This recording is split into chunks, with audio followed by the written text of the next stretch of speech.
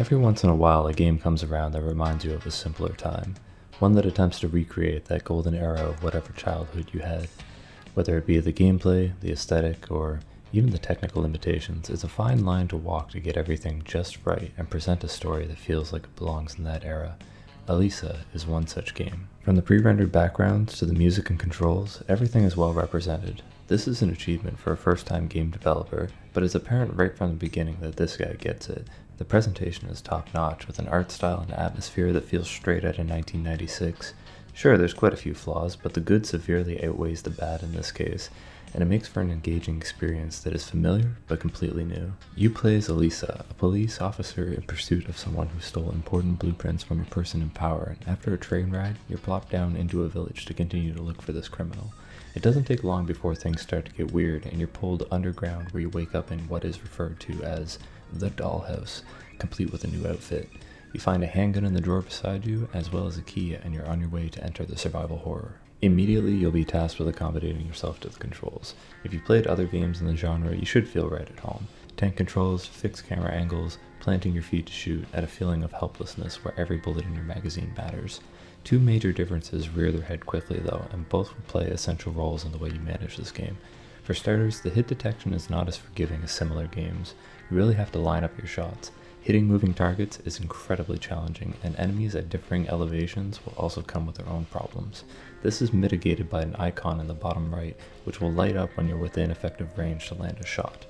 This also goes a long way to help with ammo management, but creates a bit of a disconnect because you'll be staring at this icon when you should be watching what you're shooting at, and because they're very quick, they will get up on you in a hurry. The other major change from the standard formula is something that rubbed me the wrong way the first time I saw currency pop out of a dead enemy. I had mixed feelings on this initially because I felt it was going to incentivize killing enemies over survival in a similar vein to more modern action horror. This turned out not to be the case. The ammunition and healing items are scarce, the weapons are mostly bought, not found, and even your outfits, which contribute to your overall stats, are expensive. Despite the fact that you can almost always buy anything you need, you'll be dry on everything to the point where some of the boss battles had me wondering if I'd even win because it came down to my last 2 bullets. The survival aspect is here. Enemies are difficult to kill, and you'll come ahead barely net positive for any encounter you might decide to fight. Fallen enemies stay dead but are replaced as the game progresses, so you're never completely safe. Your equipment consists of 2 weapons and a set of armor that you can change out at an item closet. As I said earlier, most of the weapons you get are bought at the store and unlock as you go. You'll notice though that the prices scale up pretty significantly, so you need to pick and choose what you buy as there's a fairly limited supply of tooth wheels in the world. That's what they call the currency. Different armors have passive benefits, such as increased healing or faster reloads, and they also come with a damage reduction percentage.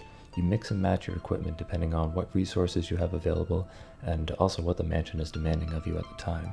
Sometimes you're better off trying to avoid combat, but then you'll be losing out on cash. But if you fight, you're dumping ammo to possibly come up ahead at the cost of health and a dwindling supply of consumables. Sure, you can hold pretty much as many items as you want, but their usage will vary greatly depending on how you conduct yourself. 6 healing items may seem like a lot, but due to the way the battles play out, you could easily burn through them in only a few bad fights. It all comes down to how well you can move and shoot. In a very classic style that I appreciate, positioning and timing is crucial. The enemies in this game are fast and relentless.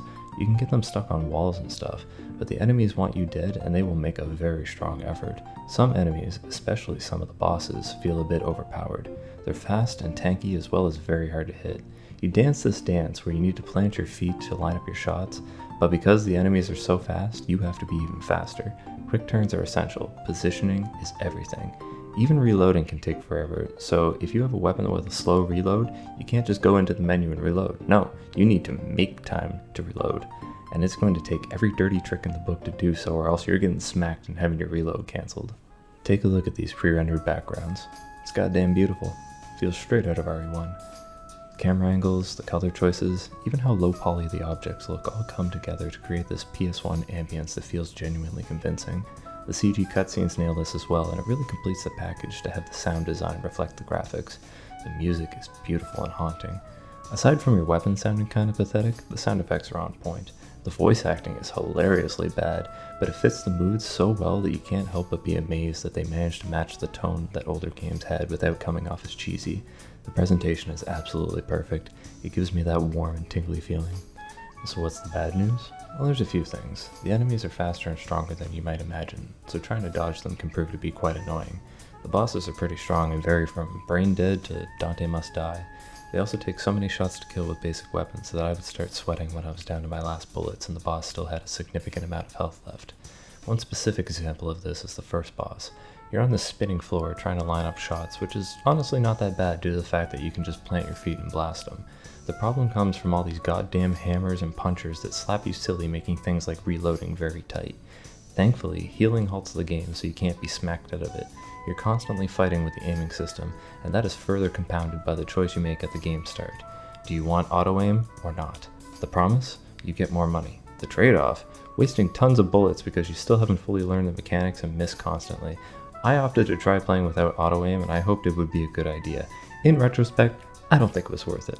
I was able to eventually upgrade myself to get auto-aim, but I felt that by the time I got said upgrade, that was too late. Speaking of upgrades, there's a ton of cool stuff in the shop.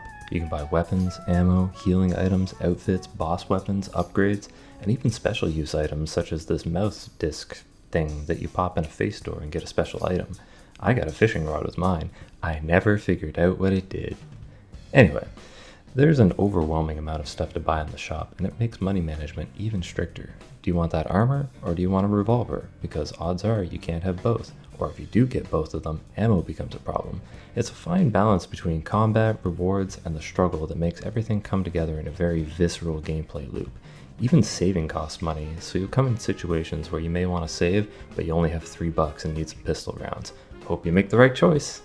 This is a great game. Sure, it's a bit rough around the edges, but the premise is solid and everything functions without many downsides.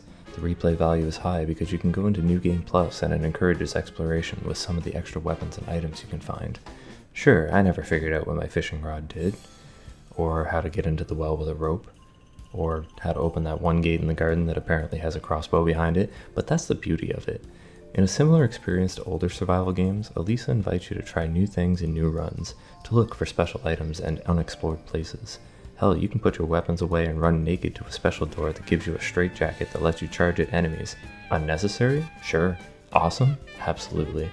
In a game like this that will typically only run you a few hours, this high replay value is essential and reminds me of a bygone era. That feeling of trying desperately to lower my times and increase my rankings in games like Resident Evil to unlock the special weapons and outfits.